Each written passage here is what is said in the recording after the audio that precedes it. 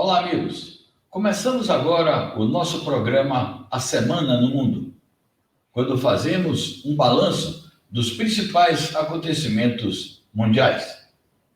Nesta ocasião, comentamos e analisamos as informações que ganham destaque em nosso site Brasil 247 e na TV 247. Iniciamos fazendo o convite a todos os que nos acompanham a que fortaleçam o nosso veículo de comunicação.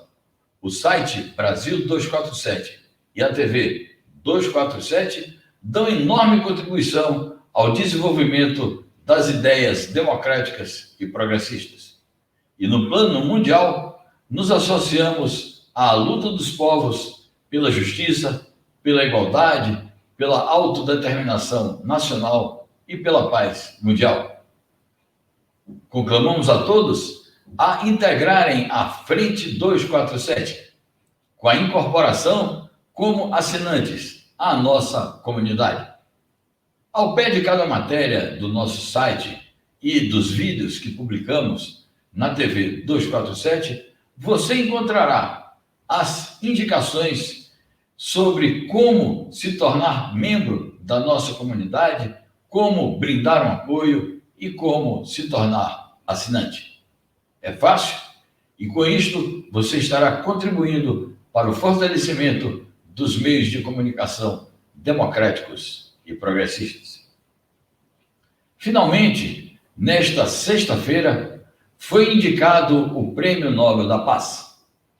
O vencedor é o Programa Mundial de Alimentos da Organização das Nações Unidas.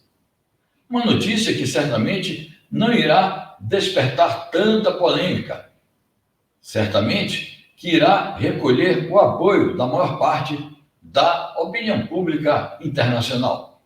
Quem talvez não esteja satisfeito com isso sejam aqueles que combatem a Organização das Nações Unidas e as suas agências. Gente do tipo de Donald Trump, Jair Bolsonaro e outros governantes de extrema direita que não só combatem a ONU, como defendem uma política unilateral de solução violenta dos conflitos internacionais e de negação da diplomacia e do entendimento.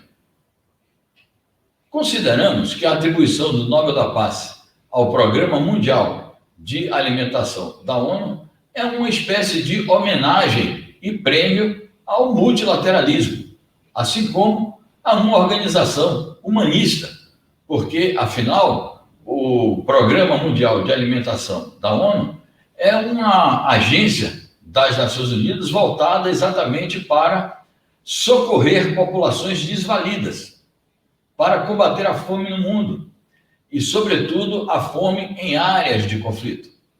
E como ressaltam os organizadores do Prêmio Nobel, esse programa de alimentação da ONU, ele também luta para evitar que a fome seja usada para fomentar conflitos internacionais, para que a fome seja utilizada pelas potências fomentadoras de conflitos como uma espécie de arma de guerra.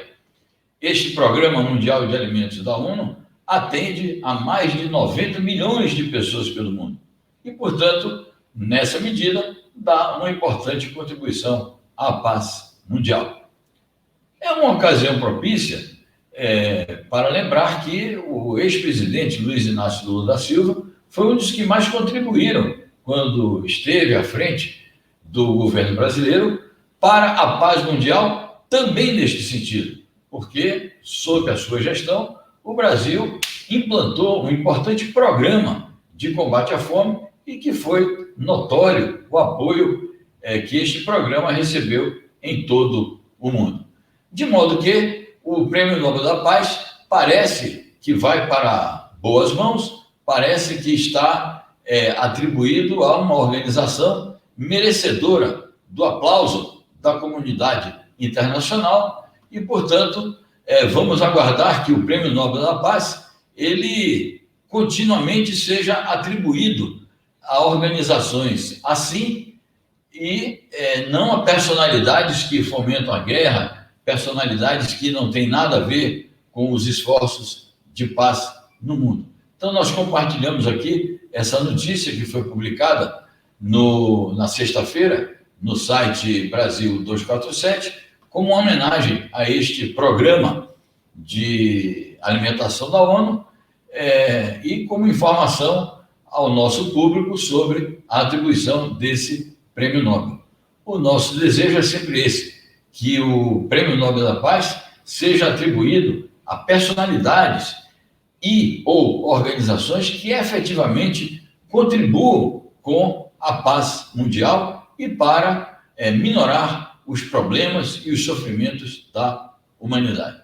Então fica aqui este registro sobre o Prêmio Nobel da Paz, que é uma notícia importante e que tem grande repercussão na opinião pública internacional. Por falar em ONU, esta semana nós assistimos à leitura de declarações importantes na sequência da realização da 75ª Assembleia Geral das Nações Unidas. O debate geral foi encerrado com o pronunciamento dos chefes de Estado e de governo, e na sequência desses debates gerais, começam os debates em comissões. Esta semana, nós tivemos duas declarações importantes que foram apresentadas na ONU e que têm a ver com a luta contra sanções, contra bloqueios e contra provocações. Eu vou compartilhar aqui com vocês uma informação importante a esse respeito. A China, em nome de 26 outros países, a China apresentou uma declaração na ONU condenando as sanções e bloqueios. É importante notar que a China se referiu de maneira muito explícita ao bloqueio estadunidense a Cuba e às sanções unilaterais que são impostas pelas potências ocidentais a países que não rezam a cartilha dessas potências. Nós temos defendido aqui que esta política de sanções e de bloqueios ela só prejudica as populações dos países bloqueados e sancionados. As potências imperialistas utilizam as políticas de bloqueio para sancionar, supostamente, para sancionar governos. Mas, na verdade, essas potências sancionam populações, porque os bloqueios econômicos e as sanções, elas prejudicam os países vítimas, porque esses países geralmente são países pobres, são países em desenvolvimento, são países que não têm exatamente as melhores condições de acesso aos benefícios, enfim, da industrialização, do desenvolvimento, e precisam sempre, ao invés de bloqueios e sanções, precisam exatamente da solidariedade e da ajuda internacionais. De maneira que, quando um país que tem a importância da China vai a público e vai à Assembleia das Nações Unidas e às suas comissões condenar a política de bloqueios e de sanções e exigir o seu levantamento, isso, obviamente, que tem um grande peso, tem uma grande repercussão internacional e certamente poderá jogar um papel importante para que esses países que são vitimados pelos bloqueios possam superar essas dificuldades. Então, esse registro é muito importante porque torna mais difícil para os Estados Unidos e as demais potências ocidentais prosseguirem nessa sua tentativa de estrangular os governos com os quais eles não estão de acordo através de medidas desta natureza, privando esses países dos meios de subsistência.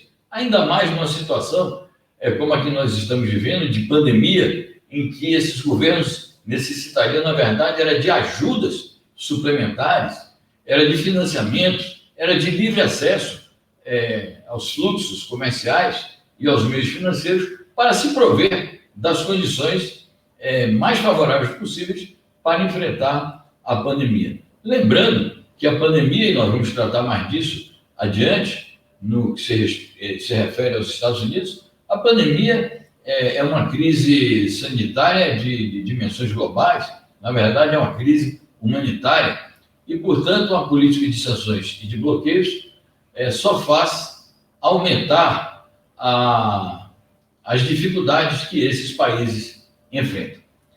Essa, portanto, é uma informação importante que a gente quer compartilhar com vocês. Ao mesmo tempo, e vejam como as coisas se relacionam e como há reciprocidade entre países amigos, como existe a possibilidade de entendimento entre países amigos, é que, do mesmo modo que a China fez esse pronunciamento em nome de 26 países, a China também foi alvo da solidariedade de mais de 70 países que se pronunciaram na ONU a favor da política de direitos humanos da China em face das provocações que os Estados Unidos têm feito a este país, com acusações infundadas, acusações gratuitas, de que a China violaria os direitos humanos de países, de localidades internas da China e de populações internas da China, como são as populações de Hong Kong e do Xinjiang. A gente sabe que, continuamente, forças internacionais aliadas a determinadas forças internas realizam manifestações na região de Hong Kong, que é parte integrante inalienável do território chinês, fazem manifestações a pretexto de defender a democracia e os direitos humanos, e essas manifestações facilmente adquirem um caráter desestabilizador, um caráter divisionista e um caráter separatista. Isto em Hong Kong. E em relação a uma região chamada Xinjiang, que é uma região que fica no oeste da China, é uma região onde há uma marcante presença de população muçulmana, as forças imperialistas estadunidenses e demais forças imperialistas ocidentais e a própria mídia que está a seu serviço fazem campanhas supostamente contra a violação, contra a suposta violação dos direitos humanos por parte da China nessa região. E insuflam movimentos que poderiam, na lógica dessas potências, adquirir um caráter divisionista ou separatista, com a finalidade, que é um sonho antigo das potências imperialistas, de dividir a China. Então, a China tem sido muito assertiva em relação a essa questão, defende firmemente a sua soberania em relação a essa problemática, defende a indivisibilidade do território chinês, defende que não existe mais de uma China no mundo, existe apenas uma China, e afirma categoricamente que no mundo existe apenas uma China e que essas regiões continuarão a fazer parte inalienável do território chinês. De resto, o Estado chinês, o seu governo, o seu partido e todas as instituições estatais chinesas têm assegurado internamente na China e ao mundo que a República Popular da China respeita os direitos humanos, respeita as minorias étnicas, respeita a diversidade cultural e a diversidade religiosa, porque muitas vezes, no caso de uma comunidade como essa de Xinjiang, muitas vezes as potências ocidentais especulam com uma suposta violação também da liberdade religiosa.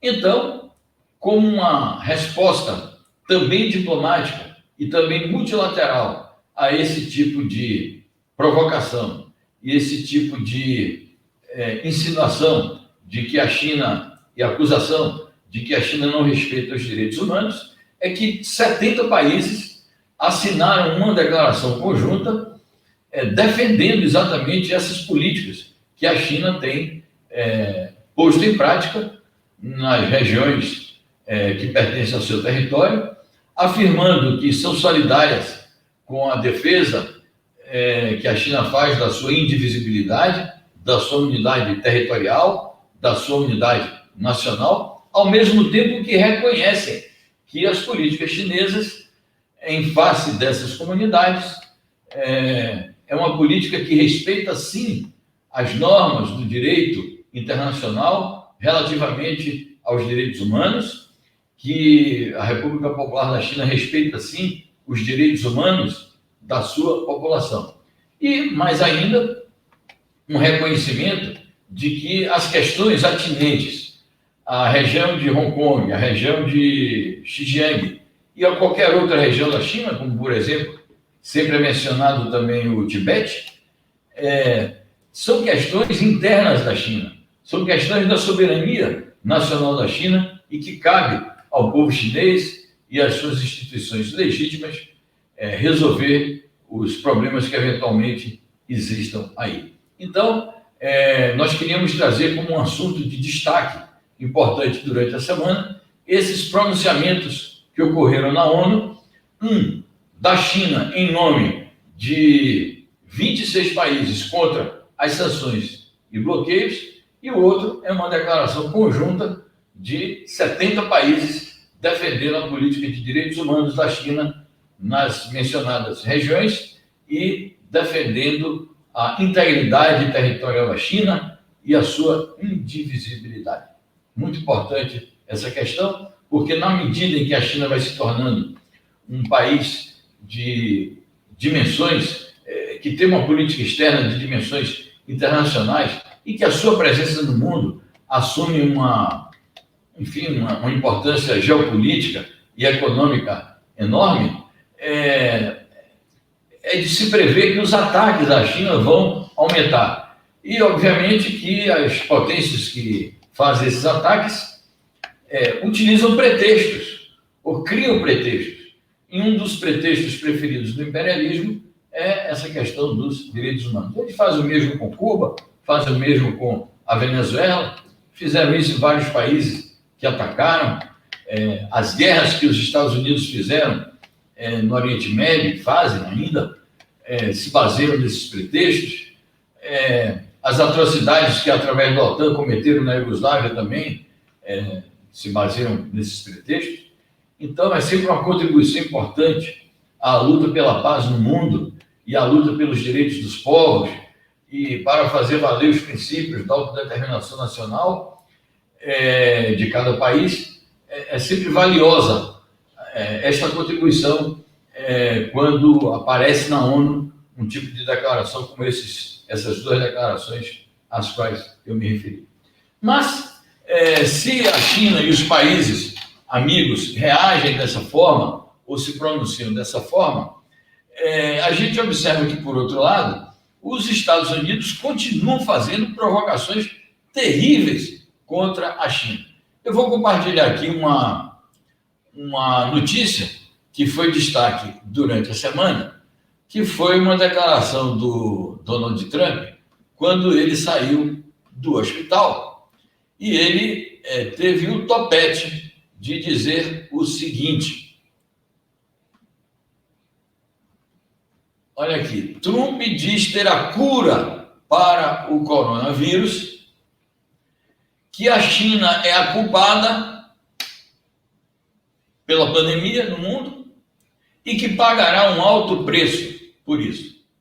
Então, é uma provocação direta, é uma acusação infundada, não é? É uma acusação gratuita e que a China, obviamente, que não deixou isso aí sem resposta. Um editorial do jornal Global Times, que é um jornal chinês em língua inglesa, falou o contrário, disse a humanidade é que vai pagar um alto preço se prevalecer essas políticas de má gestão da pandemia. Uma pandemia que já custou a vida nos Estados Unidos de mais de 200 mil pessoas e que já custou a vida no mundo de mais de 1 milhão de pessoas e que nos Estados Unidos infectou mais de 7 milhões de pessoas. No Brasil, mais de 5 milhões de pessoas. Então, na verdade, o mundo, a humanidade estão pagando um alto preço pelas políticas de desleixo que determinados governos estão praticando em relação à pandemia. Lembrando que a China conseguiu controlar com êxito enorme a epidemia do coronavírus em seu território, porque aplicou políticas corretas do ponto de vista da saúde pública. Mas, meus amigos, a questão do Trump e da doença dele e as declarações que ele dá não se referem apenas a esse tipo de provocação contra a China. Na verdade, a doença do Trump, porque ele segue infectado pelo coronavírus, ainda não está totalmente curado, muito embora tenha saído do hospital, tem sido utilizada por ele como uma espécie assim de cabo eleitoral. O Trump está fazendo uso eleitoreiro da doença. E se é um fato internacional, já reconhecido pela opinião pública internacional, que houve um desleixo e houve um fracasso por parte dos Estados Unidos em suas políticas relativamente à pandemia, isso foi evidenciado da maneira mais clara possível durante o debate que ocorreu nesta semana entre os candidatos a vice-presidentes, a Kamala Harris e o Mike Pence, a Harris pelo Partido Democrata e o Pence pelo Partido Republicano. E ela disse claramente o seguinte: os Estados Unidos fracassaram redondamente no combate à pandemia. E isto é uma demonstração do fracasso da administração Trump. E é a maior ata de acusação ao desleixo desse governo, ao desleixo desse presidente. E é isso que tem feito, talvez, o Trump aparecer com declarações desencontradas, com declarações desesperadas, a ponto dele ter dito que a candidata a vice do Partido Democrata, a Kamala Harris, cuja indicação não foi comemorada pelos setores mais progressistas, digamos, no quadro político estadunidense. Esses setores mais progressistas esperavam um outro tipo de indicação. Então, ela que não é tão progressista assim, o Trump disse que ela é comunista. Então, vocês imaginam o nível e o grau de desespero que o Trump está demonstrando pela evidência do seu fracasso nessa questão da pandemia. É preciso lembrar, mais de 7 milhões de infectados e mais de 200 mil mortos. O que é que o Trump faz, além de fazer esse tipo de declarações, de dizer que a Kamala Harris é comunista? Ele tenta fazer um uso eleitoreiro da doença, dizendo que vai mandar distribuir, sem autorização das autoridades sanitárias estadunidenses, que vai mandar distribuir aquele coquetel que lhe foi ministrado no hospital e que supostamente aquelas medicações é que o teriam curado. Isso tampouco está comprovado do ponto de vista médico.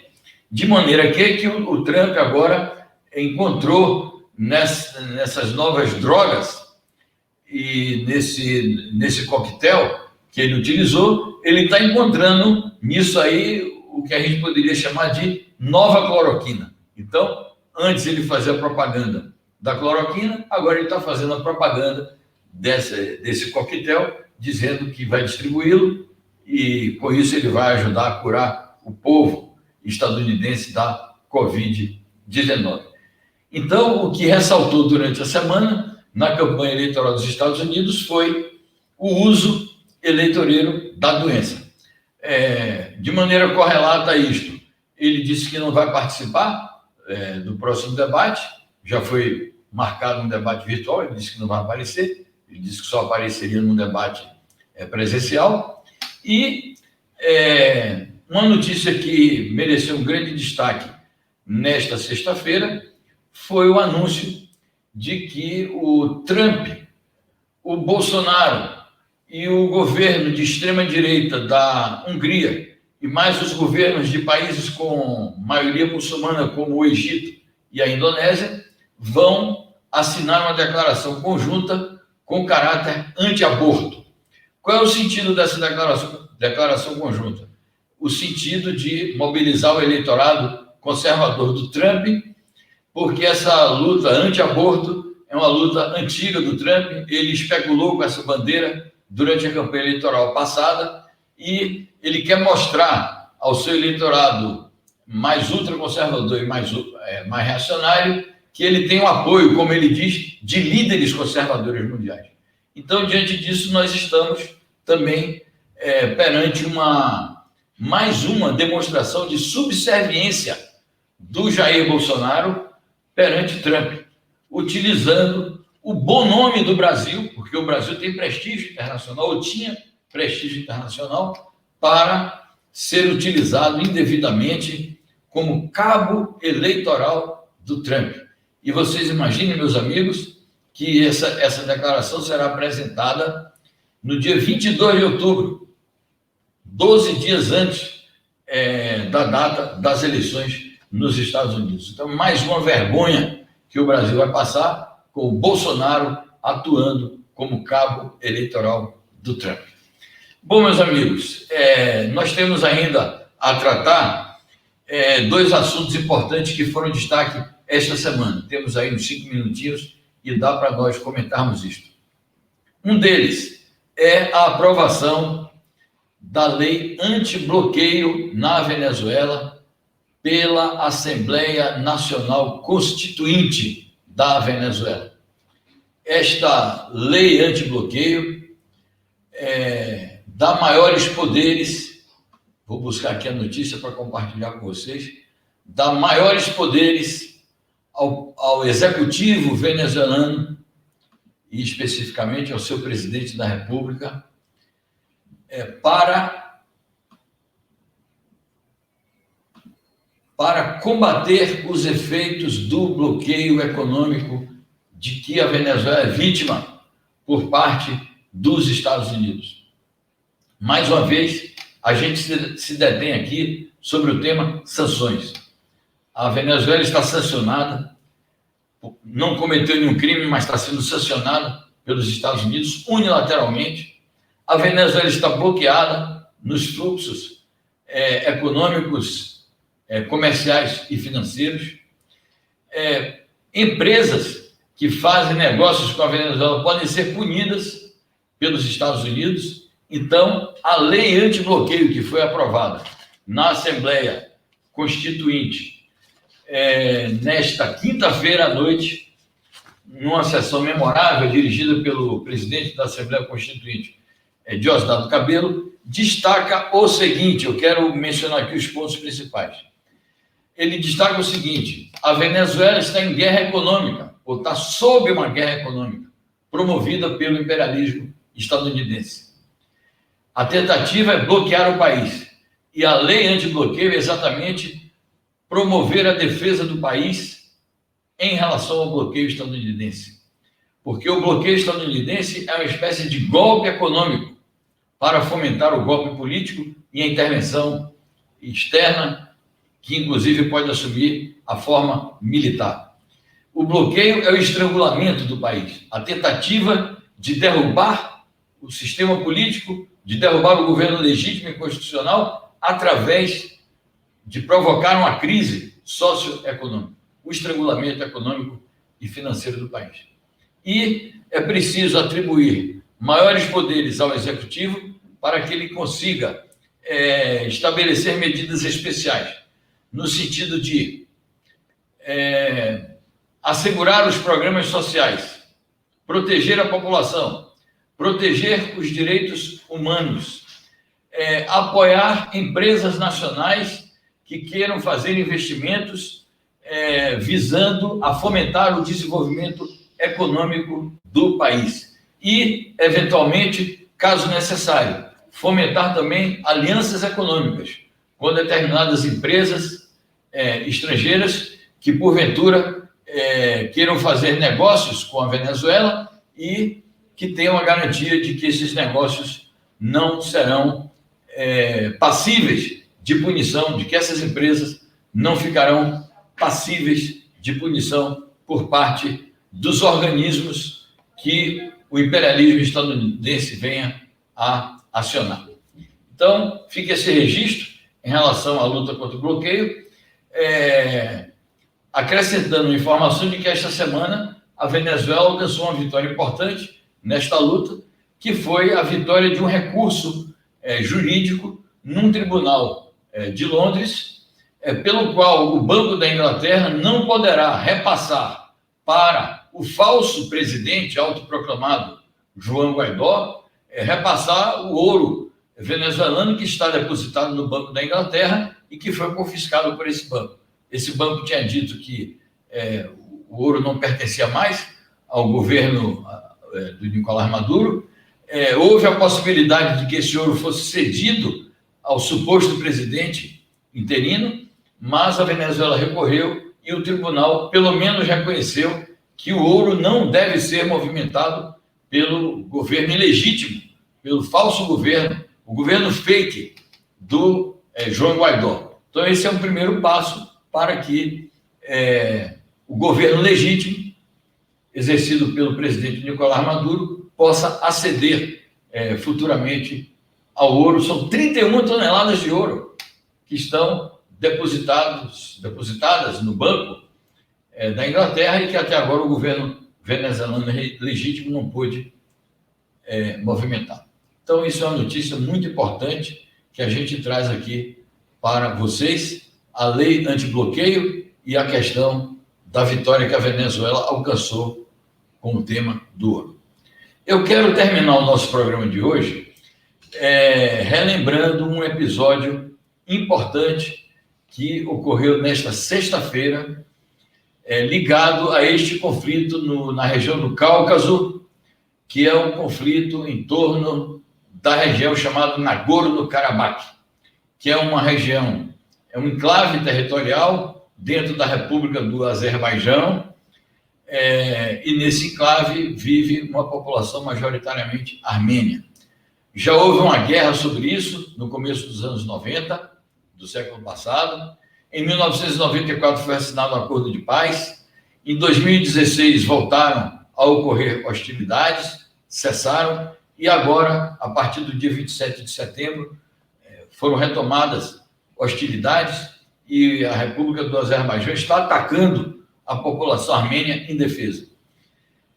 A novidade, porque nós temos noticiado isso diariamente no site Brasil 247 e na TV 247, a novidade é que o presidente da Rússia, Vladimir Putin, convocou a Moscou os chanceleres do Azerbaijão e da Armênia para iniciar entendimentos.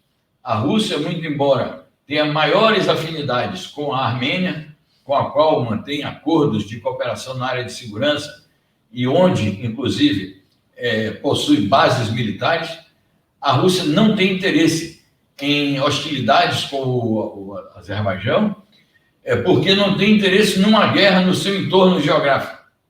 E, em face disto, a Rússia está preocupada com a interferência externa da Turquia, que financia o governo do Azerbaijão, instiga o governo do Azerbaijão por conta de sua inimizade histórica contra o povo armênio, contra o qual foi feito um massacre no ano de 1915, no ocaso do Império Otomano. Então, a Rússia convocou os dois chanceleres a Moscou e está realizando, a partir desta sexta-feira, realizando entendimentos a ver se impede a eclosão de uma guerra que teria consequências devastadoras na região do Cáucaso e, portanto, a Rússia, para proteger a paz da região e ela própria se proteger, tomou essa iniciativa que, oxalá, dê resultado e que, oxalá, reconcilie as partes em conflito.